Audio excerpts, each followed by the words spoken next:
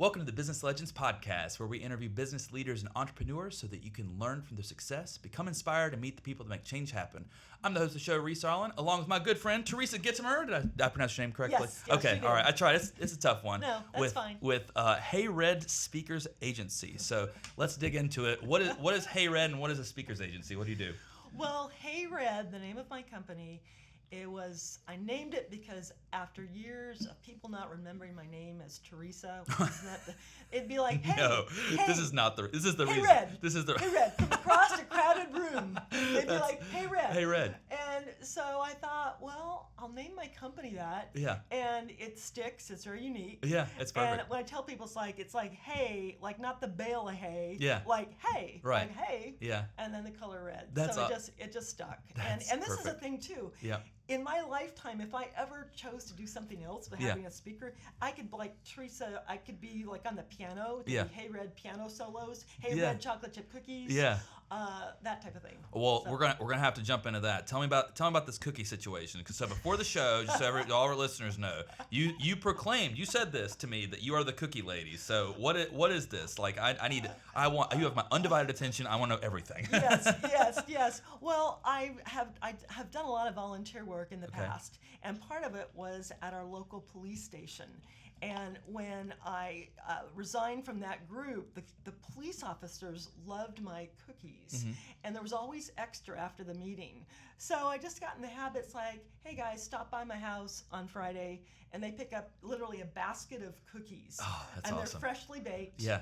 And they have their choice. Well, they don't choose, but peanut butter, oatmeal coconut, snickerdoodles, and chocolate chip. Wow. And I try to get them so that they're warm. Yeah. I usually call and say, hey, cookies at 2. Sometime or whatever. And I tell my neighbors so that they wonder, why is that cop car over here? On Friday, it's like, no, it's not my parole officer. Yeah. And I'll be on the phone sometimes. It's like, the cops are over. And it's like, what? I said, no, they're picking up cookies. Picking up cookies. So chocolate chip are the legendary ones. That sounds amazing. I'm gonna have to. I'll I'm gonna bring have to. some down. Now that I know where you're at. Heck yeah, that sounds awesome. I was gonna say I'm gonna go to a Halloween store and buy like a police officer and just impersonate an officer for cookies. That'd be kind of weird. I'll see you creeping up to my door, and it's like, nah, you're not an officer.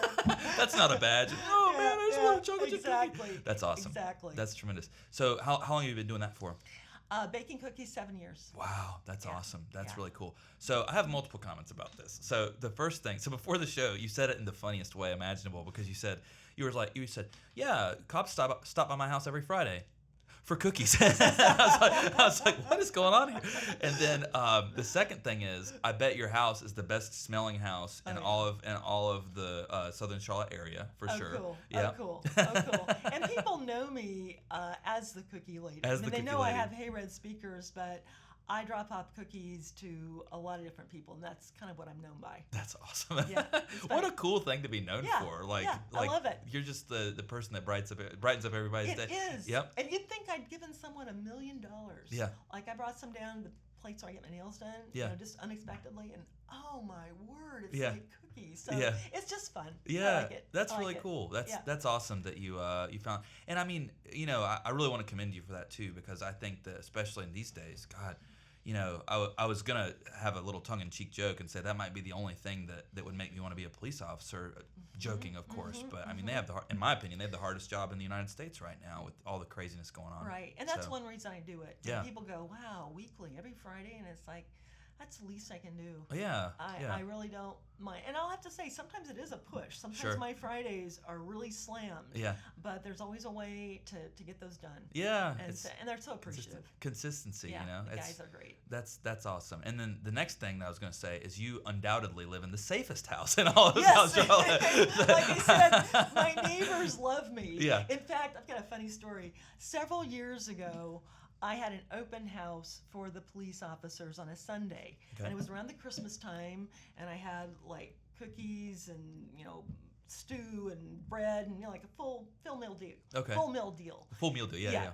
Okay, and I said it's from 11 to 6. Okay. And I said just drop by. Well, at one point, oh no, there were 7 police cars. Yeah.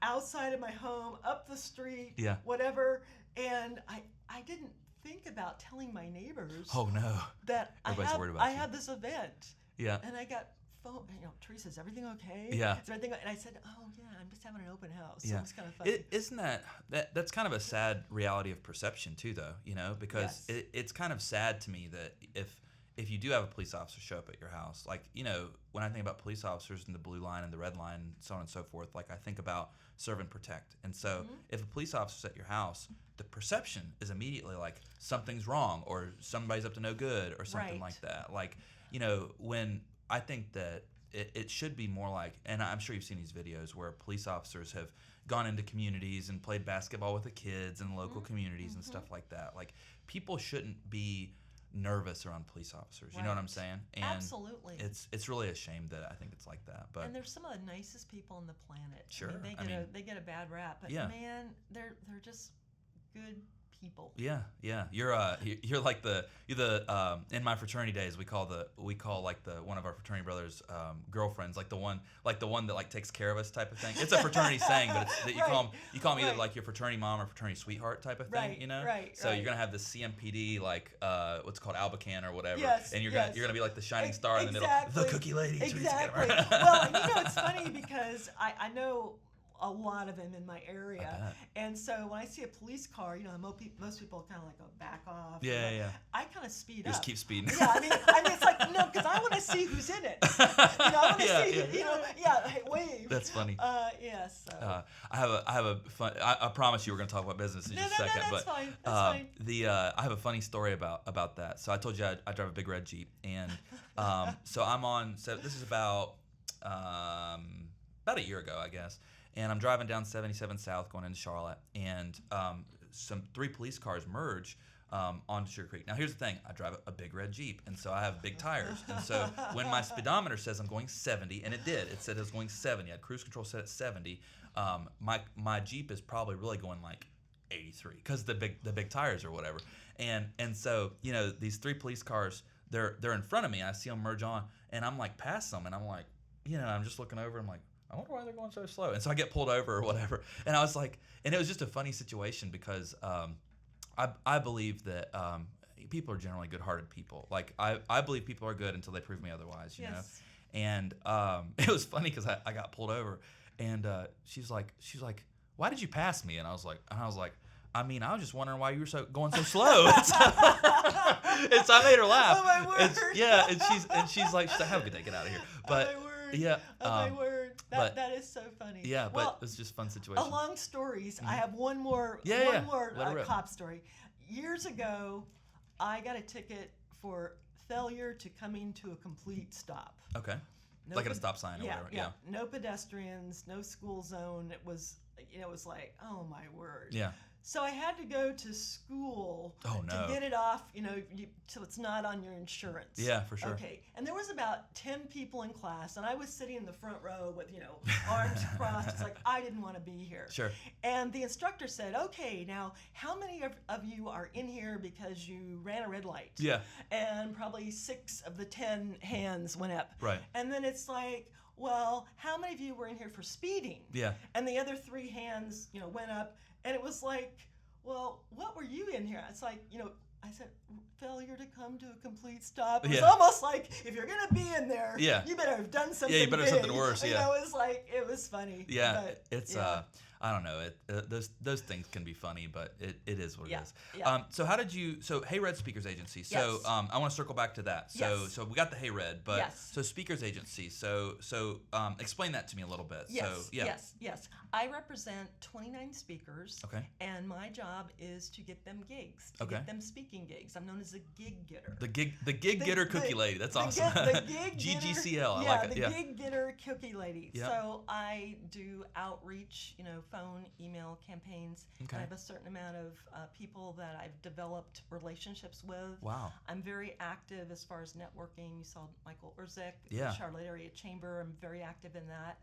And that's what I do. Yeah. I got into this business because I ran my ex-husband's business for 8 years, loved it, and then when we got divorced, I thought, I really want to keep doing this. Mm-hmm. And I started out by representing one speaker that I knew very well, and that went fine. And then he recommended another speaker and said, you should work with Teresa. Mm-hmm. She might be able to get you some gigs. And so I had 2. Yeah. Well, and that person said, you need to work with Teresa. Yeah. She's pretty good at this. And I finally had one of my best friends said, you probably should get a website. Yeah. And it wasn't until it kind of dawned on me that, yes, this could be I could represent multiple speakers. Yeah. And that's not really what I wanted to do. I was going to be happy behind the scenes representing one speaker. Okay. That wasn't my goal to have 29 speakers. Yeah, that's awesome. So it just evolved, and sometimes, in life, things just happen that way. They do. You can't say, well, I'm not going to do that, because that was the way it was leaning. Yeah. That makes sense. That was the background. You're like a speaker talent agent type of thing. Yes, exactly. Yeah. Exactly. That's really cool. What so do you particularly, I don't want to say target, but like of your speakers, do they have maybe expertise, or is there a specific field that each of them operate within, or how does that work exactly? They have different topics, Okay. and right now the top topics that people request are mental health, Oh boy, I bet. leadership, culture, team building, overcoming adversity, resiliency. Those are the ones that I get the most requests for. Okay. And so every speaker has their area of expertise. It's either educational, inspirational, entertainment, or sometimes a combination of all those. Yeah. And they become speakers because they're passionate about their cause or their topic, and it's one of those things. Speaking is a tough business because you're only getting paid when you're speaking. Right. And you have to be good, Yeah. and you want to get to a point where you're getting word of mouth and referral business, and if you're not speaking, you don't get that. Yeah. So it's a tough business, but it can be so rewarding, because when you're a speaker and you've really hit the mark, and people come up to you afterwards and said, you really hit home. Yeah. This is something that I can really learn from or go out and do. I mean, you can change people's lives. For sure. And that's why they do it. And Yeah. I like speakers that I can work with, that are easy, not the prima donna type. Because Sure. what's nice is I can choose who I work with. Yeah, that's great and too. I want someone fun that has a topic that is marketable. And so that's what I look for. Yeah. Right now, I'm not accepting any new speakers. My bandwidth is full right now.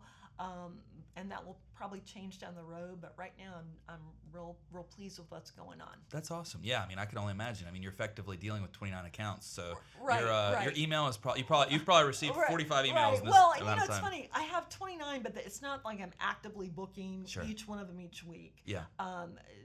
Definitely not. There's Yeah. some that are hard to book, and it's interesting as far as the speaking business.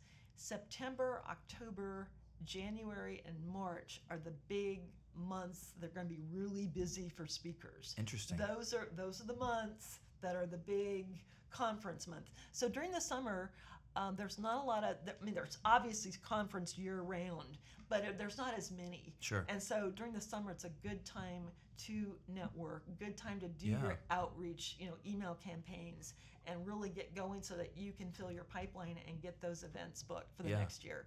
And usually, the time frame's getting shorter. Mm-hmm. It used to be 6 to 12 months was, really that's where they're booking. Sure. Now it's a lot of times it's for 3 months out. Wow. The distance or the from the time they call until they have their event, it's getting shorter. Yeah. And I'm not sure why exactly. I'll say this. During COVID, horrible. I bet. Because March 13th changed my world. Wow. Well, it was COVID. Was that the day they said 14 days to slow the spread or whatever? Yes. Or, okay. Yeah, that was March Gotcha. March 13th. Yeah. And so my speakers, the ones that I had several speakers that were best year ever. I mean, they had it booked out 2020, and that was gone in a heartbeat. Wow. And some of the associations, their annual conference is their big fundraiser for the year. Yeah. With all the memberships coming in, and they had to cancel them, either postpone, cancel, reschedule, and so it was tough. And I think they would try to we'll reschedule to this month, because think about all the work that goes into putting on a large conference, the venue, the marketing, the speakers, the it's a lot of work, and then to have that gone. Oof. And so I think that's still kind of lingering, even though we don't have something on the horizon that looks like it's going to be a pandemic. I think that has stuck in their mind. So oftentimes they've shortened their right, because there's less chance of cancellation of problems and stuff like that. So it makes sense. I don't know. That's tough. I want to talk a little bit about resiliency, because that's one of your speakers' topics as well. But you practically lost all of your business overnight when COVID occurred. It was tough. Yeah. And the speakers that were smart pivoted, meaning that they developed a studio in their home because they had to, because they couldn't go. I mean, it was like shut down. Yep. When it started to loosen up a bit, they could go into a local studio and make that work after it got. But the speakers that, it's interesting that the speakers that said they're going to wait until it's over, they dropped out. Yeah. They couldn't do it. Yeah. So it was tough. I bet. It was tough. Yeah, it's we just saw Mike Orr's a good friend of mine. Actually, as I mentioned before the show, he was one of the very first guests that I think he was like episode number 3 or 4 on the show. But we've known each other for years. But it's interesting because you think about all the businesses that were affected by COVID, and some blew up. I was just gonna Zoom. Say, there were some, the Zoom. And some of Amazon. And some of the ones that did there's a couple that they did outside billing, or they did. I mean, some of those. I mean, I have talked to people. It's like, I really hate to say it, but our business took off during COVID. Yeah. And they kind of keep that to themselves, but as they probably should. Right, exactly. One of the good things about going to Zoom, because I hadn't been on Zoom at all. I was a newbie to Zoom. Yeah. And people that know me know I'm not real technical. So it's like, okay, Teresa's on Zoom. Let's make her feel good. Yeah. But the good thing is I go to a lot of networking events. Sure. And some are small, and some are really good, and some are not so good. And so what was great with Zoom is I didn't have to fix up, get in the car, drive somewhere, go to the meeting. And I was like, wow, this is kind of lame. This isn't good. And then drive back. You could waste a morning. Oh, sure. Going to an event that wasn't good. Yeah. Yeah. So Zoom came along, and I could pop in to all kinds of events, and then it's like, if you could see that, this isn't going anywhere. Right. Oh, gotta go. Yeah. Oh my. So kitchen's on fire. Right. Cat puked. Something like that. But I found that to be helpful. And the other thing, it opened up, speakers. They tuned into virtual, and they could do Zoom.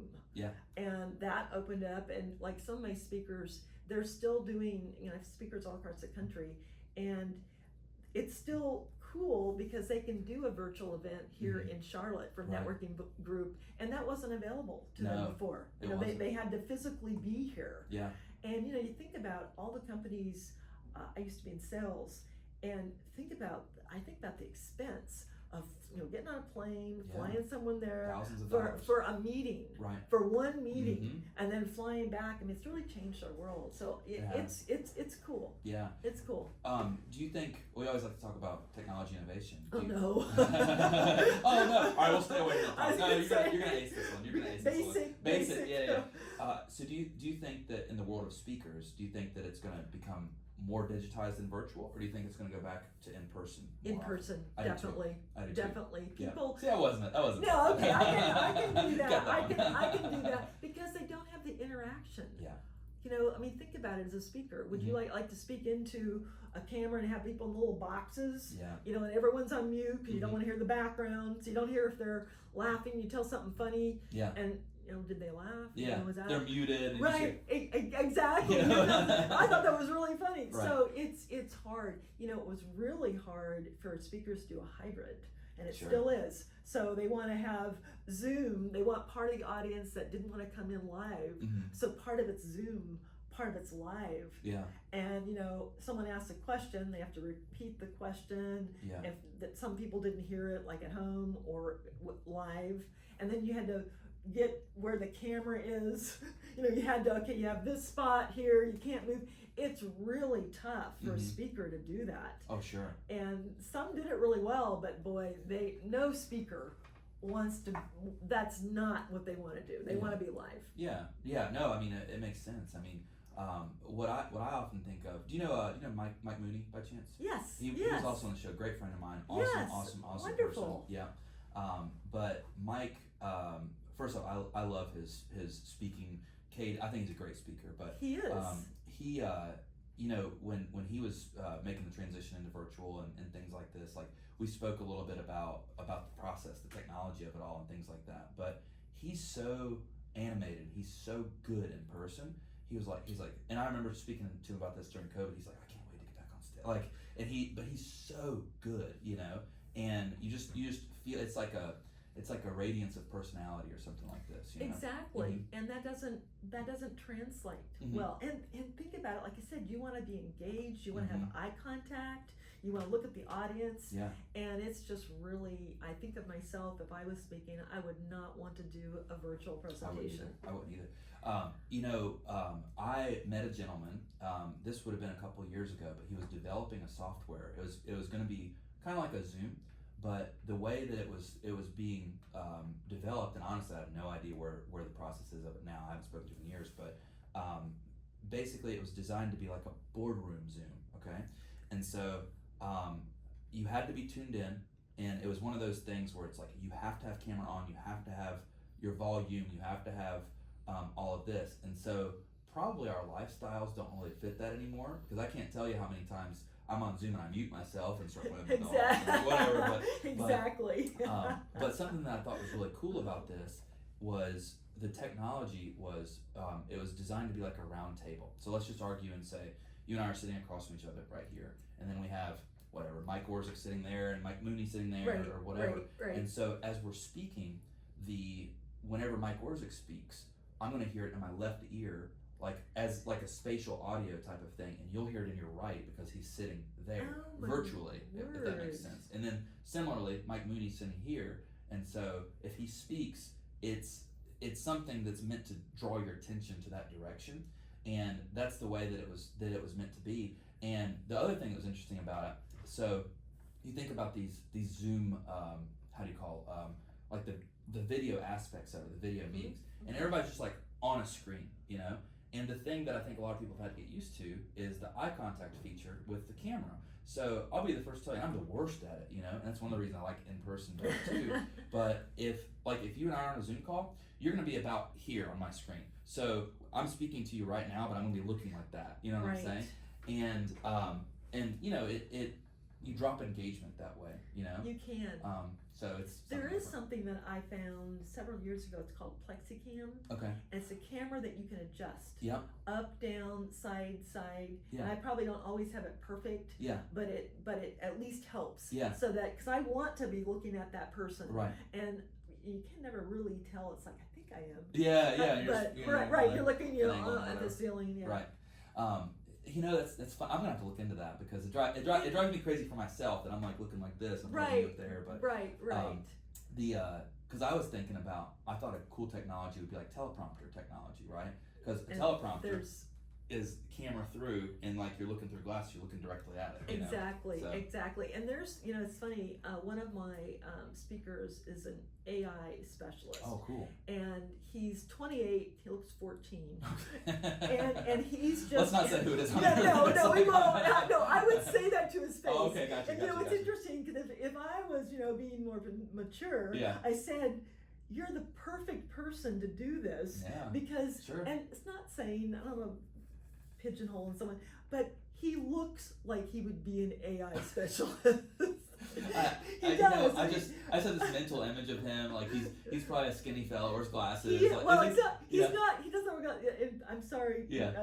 Forgive me, Jordan. We'll get into popularity. Right. But I mean, he is a genius. Yeah. When it comes to AI, and he's helped me so much. And when you talk about teleprompter, there is an app called Captions. Okay. And it does. You can look at it on your phone. And you can record. Oh, that's cool. And it is. That's cool. You can. I mean, you could do it on your desktop or laptop as well. But I mean, there it is. Yeah. It has it, and you can read that. Yeah, I think so. On the subject of technology, I am. Oh no. No. We're gonna keep it. We're gonna keep it here. We're keep going back there. Yeah. Well, but I am dreadfully convinced that piece of technology is going to continue to improve. like I think that's the next step for Zoom is making it to where meetings are more engaging, if that makes sense. Yes, So- yes. Well, AI is just in the beginning, and Oh, it yeah. changes all the time. And what my speaker has said about it is that, you know, a lot of people aren't getting into it Yeah. because they don't want to make a mistake. Yeah. And it sees like someone else is doing it. Ooh, they're doing a really good job. Yeah. Should I do this? Should I jump in? And so there's this, we'll wait. Mhm. And it's like you gotta pick something smart and just get into it. Right. It is going to change, but if you're not using it, you're going to get run over. Yeah, it has radically shifted our business, and I always tell people this. Yeah, tell me about that. Well, yeah. So, you know, back in 2019, you know, we had 3 copywriters on staff, and now we have 1, and that one person is 10 times more efficient than 3 people were back then, just because of the additions of AI. Yeah. And it's like using AI is a skill of itself, because you have to, and I'm particularly in this topic, I'm talking about ChatGPT and written words and things like this. Yes. But you know, using it is a skill in and of itself, because you have to prompt it correctly. Right. But even still, you prompt it correctly, which is 2-3 lines, and then you can get a full page worth out of it. You know. Exactly. So it's just one of those things. Well, and I have a couple speakers that are real. They like things short and sweet, and Yeah. bullet points, and I'm not like that. I'm kind of chatty, and You can go. so I do this a lot when I'm sending them emails. Yeah. I'll compose the email, and then I'll use ChatGPT and say, make this more concise. Yeah. And Oh, nice. I do that all the time. Oh yeah, I've done it too. Because it does, or make it funny. Yeah, or make add it some like humor. it's Yeah. written like Teresa. Yeah, I yeah. don't know how they know that, but Yeah. sometimes it's like, and a there's little creepy. sometimes I have to change. It's not always just copy and paste. Right. There's some words that I wouldn't use, and, Sure. and oftentimes I make changes. But if you've got an idea, that's where it's really helpful. Yeah. You don't, expand on this. I'm thinking of writing about, Yeah. scuba diving or Right. something, and it's like, oh, scuba diving is this, and it was, and it's like, oh my word. So it can give you a really, if you are planning to write a book or something, it can give you a lot of ideas that you can expand on. Yeah. That you'd spend hours trying, or on Trying to come Google, up with or ideas, yeah. trying to so there is a definitely, and I use that the most. Yeah. Yeah. I'm concerned. My concern with AI, and I've already seen it a bit with our staff and with just marketing in general, but I have seen where the addition of AI seems like it's creating a detriment to creativity. And what I mean specifically by that is that, if you're in ad world all day, as I often am, if you're on Facebook or Google or Instagram or LinkedIn or any of these platforms, and you're looking at some of the headlines and descriptions and things like that, you'll see similarities. And it's so very obviously done by AI. And a lot of times it's good, don't get me wrong, but I think that, as with all things, I think you have like a bell curve of users, right? 5% of people don't really know how to use it at all, and they're not very good at it. You have a middle 90% that prompts it okay, and that's probably where a lot of these very similar headlines and descriptions are coming from. Then you have like a top 5% that are actually spending time to like be creative and use engaging and exhilarating words that we can use in that. And then these people that are mastering AI, I mean, the future belongs to them, I think. Yes, no, absolutely.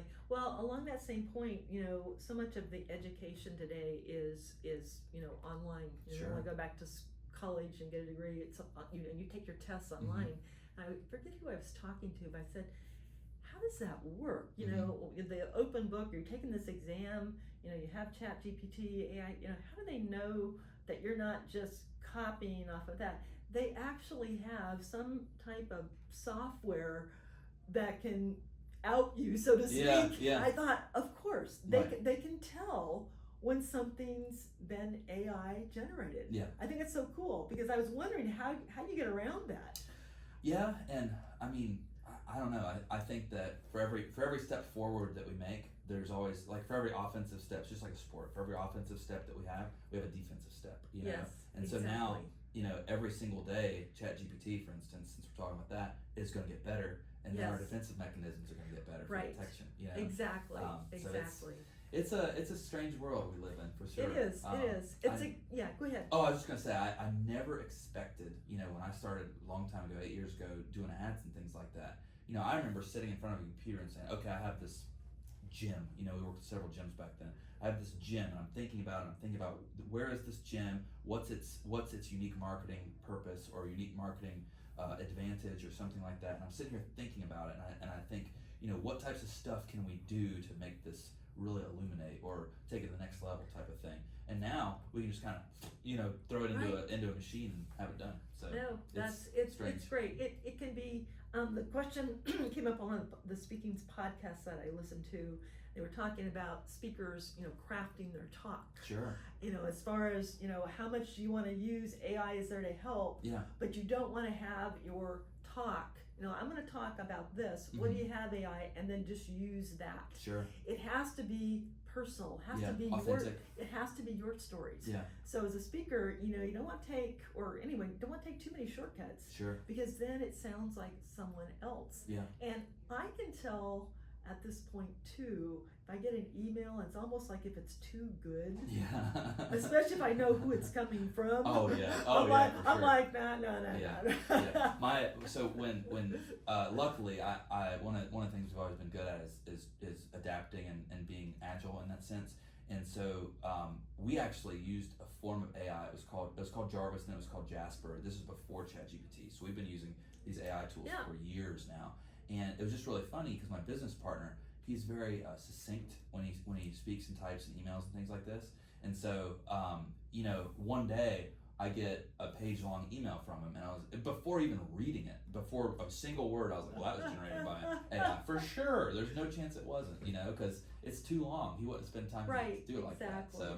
I don't know. That I'm always excited to see where the world turns with that stuff. It's exciting. Yeah, it is. It sure is. Have you? Here's a weird question for you. Have you seen any of the virtual reality technology when it comes to speaking and particularly boardrooms and stuff like this? And describe what you're talking about as far as virtual reality. So you've seen the Apple Vision Pro, the headset thing that people are wearing. It makes it look like a astronaut. It looks like geeky. Yeah. So there was some talks of basically like C-suite executives, since like you mentioned, so expensive to fly them places and things like that. Yeah. There was talks of them. Basically, everybody has an Apple Vision Pro or a VR headset type of thing, and then having meetings in the virtual reality world instead of flying to New York or whatever type of thing. I have not personally seen that. Yeah. That doesn't mean it's not something that is popular or moving to that direction. Yeah. It's just not in my sphere right now. Yeah. So I can say no. I don't know if that's going to, like, I'm always very curious if that's going to take place, because I mean if so the Apple Vision Pro is like $3,500. Yes. And so it's like, who wants to spend $3,500 on basically a toy, But it's an amazing toy, and so it's like, if that was $5, for instance, everybody would have one, right? Because it was exactly everybody would have one, exactly. And so you think if it's a great toy or a great tool for business related purpose, I mean, I could potentially see where businesses take that on, where they can have a boardroom meeting that's in virtual reality space and stuff. Right, like that, exactly. Well, they're going to look at it as far as cost benefit. Yeah. If it makes sense, why wouldn't you do it? For sure. And they do look weird. Yeah, they do. I can't get over that. Yeah. I know they're effective, but they really look weird. Yeah. Our first experience with virtual reality was like video games and stuff like that. And it's interesting because you can't get around having a big old uncomfortable headset type of thing, and my business partner thinks that here in 10 years, like, everybody's going to be using VR with stuff. And I hate to say it, but he's usually right about these things. But in my opinion, it's just too clunky to use, because it's, who wants to have a big thing on your head, Right. But that's one of those things that, I mean, who knows where the future is going to go. But it'd just be very interesting to see what happens. They'll make them smaller. For sure. Like, There'll probably be sunglasses. Right. I think about the movie Wall Street that came out years ago with Michael Douglas. Yeah. He's on the beach and he has this, looks like a brick. Yeah. And it's his cell phone. Cell phone, yeah, it's a huge. Right, huge. And I remember growing up in I want to say it's probably the 80s. Mm-hmm.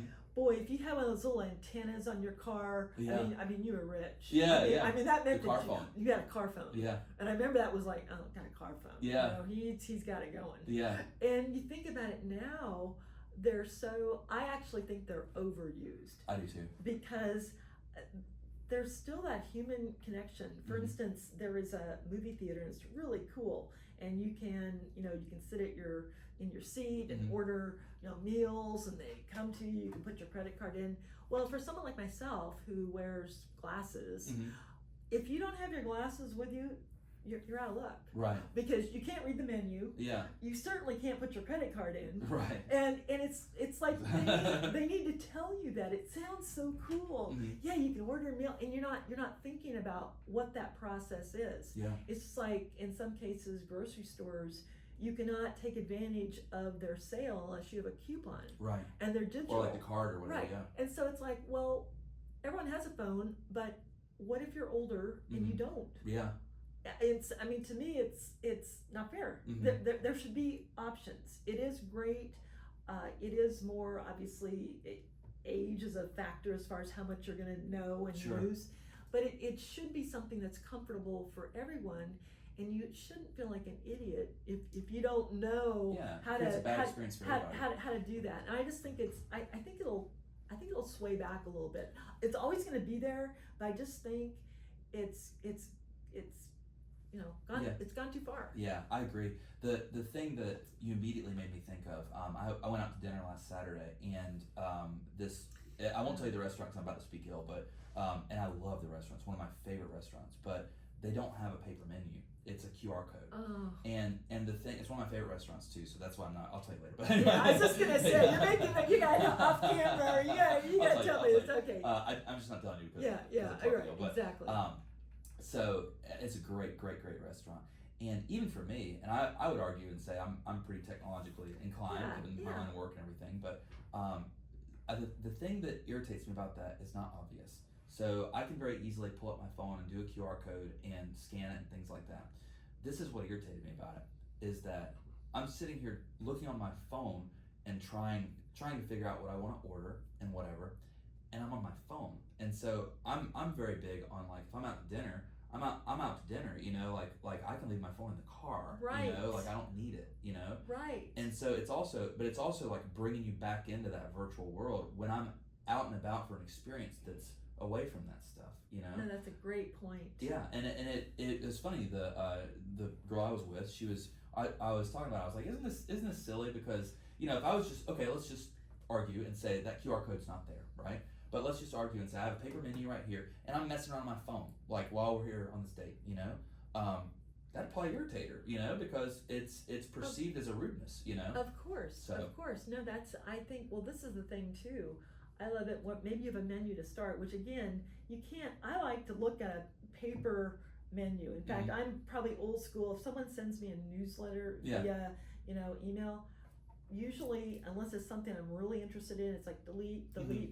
I'm much more inclined if I get a paper whatever in the mail, I'll read that newsletter. Interesting. I'll read that newsletter. I will not pay as much attention because think about it. I'm on the computer all day long. The last thing I want to do is stay on the computer and read a newsletter. Yeah.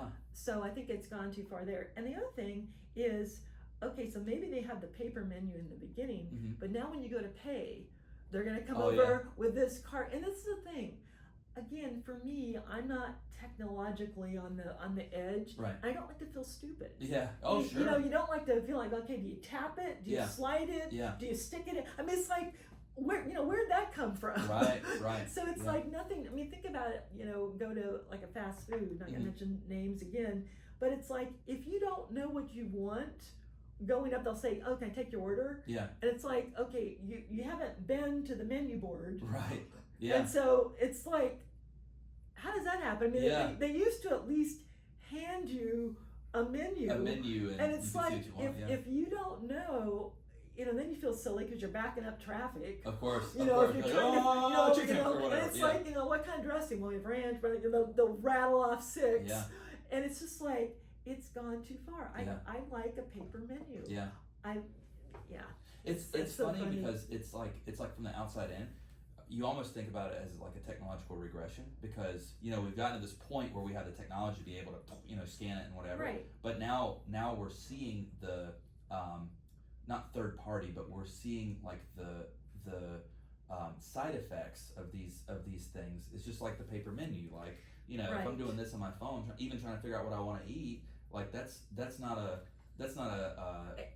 courteous thing to whoever I'm with, No, we lose that. Well, and this is the thing too with speakers. It's interesting because when I'm at an event and listening to a speaker, my phone is tucked away. Oh, sure. Because I want to be, engaged, listening. Well, now of course, you look around the room and it's like at least half, typically, depending on the event. Sometimes it depends on the room size and who's the type. Yeah.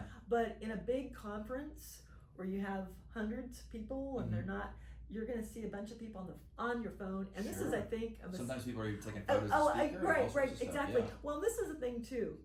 I think it's a mistake by a speaker, and this is going to be probably controversial, but if I was a speaker, I wouldn't tell someone to get on their phone right away. We're going to do a survey. So pull out your phones, take this QR code, and then you're going to answer these questions. Okay, well, now your phone is out. Yeah. So now the tendency is to look at it. Yeah. And it's like, if you're going to do that, do it towards the end. Oh, great. Sure. QR code, perfect. I mean, I'm not saying don't use it. Yeah. I'm just saying be strategic about when you're using it. For sure. Because once that phone's out, you kind of well, it pulls us, because even exactly. if it's on silent, right? It's so, and I talk about this a lot, and I'm glad we brought up this conversation. But even if your phone's on silent, you still have a tendency to want to look at it, and everything about your phone is designed to pull you in. Exactly. Everything from the vibration it makes when you receive a text message. That's a pleasant feel. It's not like it's like, oh god, it's like it shocks you or whatever. Right. The sound it makes when a text message comes in, it's like ding. It's like, oh, what's that? Ding, ding. And it's an addictive. It makes a feedback loop. And I agree with you 100% that if I was a speaker, I think that just by inviting that form of technology to the hey, we're gonna take a survey or whatever, you're inviting disengagement. Even though you're doing an engaging thing, let's take a survey with some questions, but you end up having that issue. Now I will say the thing at the restaurants when they bring it around, you can just pay for it. I do like that. I do like that. Yeah. That's fine. Well, this is the thing too. Yeah. They have the tip. Yeah. You want 10, 15, 25, I do that. And it's like, okay, what if I wanted to leave something else? Right. What if that's to me. And speaking of tips, I'm going to digress a bit. Not everything is tippable. I agree. We've gone way too far with this tipping thing. Anything. You go to buy something really little, and there's a tip jar out there. Yeah. And I'm thinking, wait a minute, you went back and you picked this up and you brought it out to me. Where's the where's the service? Because presumably you're tipping based on service. Right. Yeah. We've and tipping drives me crazy, and I hate to say that because I think that people in the service industry work so hard, and I agree. But there's a difference between going to a steakhouse and a server doing a spectacular job, and somebody that's working at I don't know. Like I saw a tip line at a gas station one time. And I was like, what service have you provided me other than ringing my stuff up? You know what I'm saying? Like I just bought a pack of gum. I'm not gonna tip you for that. You know what I'm saying? Right. And that's like, and so I recently went to Scotland last August, and it's interesting because tipping is very unconventional in the UK because they pay their staff a reasonable hourly wage, and so food prices are admittedly a little higher. But I mean, for me, I think that's the way it goes. You know, like I prefer that so much. Yes. And I think that just because of the way that our service industry is fulfilled in the United States, servers getting paid $2 an hour or something like that. No. You just feel compelled to Exactly. So. Exactly. And I always always try, if I'm tipping, I always try to leave it in cash. Yeah. Although that's changing. There has been some rumbling that the tips are not going to be they're not going to be taxed. Yeah. And I think that's personally a great idea. I do too. Because it's like, I think about that when I'm leaving a tip. If I got cash, I'll leave it in cash because I know that there's nothing taken out of that. Right. Or they don't have to share it. Yeah. Or they don't have to. Yeah. And that drives me nuts too. I have a good friend that she just started serving at a place, and she's a great server, and she when she got this position, they were promising her this and that and whatever, and come to find out, they pool and share tips, and so typically on a given evening, hers will be 40% more than somebody else's that's maybe new to the industry or whatever, and she's effectively, so if her tip collection towards the end of the evening would have been $300 or something. Of that, she walks away with like 200. I'm like, that sucks. Like that really does. Well, especially when people are not pulling their weight, exactly, and that you're really exemplary. Yeah. And that these are just doing the minimum. Yeah. It's frustrating. I wish that that's one thing that I would definitely change about our day to day in the United States if I could. The other one, which I'm not going to get into, but I will tell you my reason. I think that everybody in the entire world should be on the metric system because it just makes sense. And I know that the United States will never be on the metric system, but it's like you think about a milliliter of water is a cubic centimeter, right? And you think about Celsius. 0 degrees Celsius is the freezing point of water. 100 degrees Celsius is the boiling point of water. So you understand what that is, Were you good at math? Was that math? I was. I was just gonna say. I'm just gonna say because that doesn't sound like me. Oh yeah. I'm really good. I can't see in football. Okay, Large, not yet 10 yards to go. Whatever that would be. Yeah. I mean, think about that. Yeah. People would be like, what? Yeah. So it would ruin the entire United States. Oh. It would shift us upside down completely. Like, could you imagine football instead of having a yards? You'd have 9.1 meters or whatever. I know. People would be like, what is that?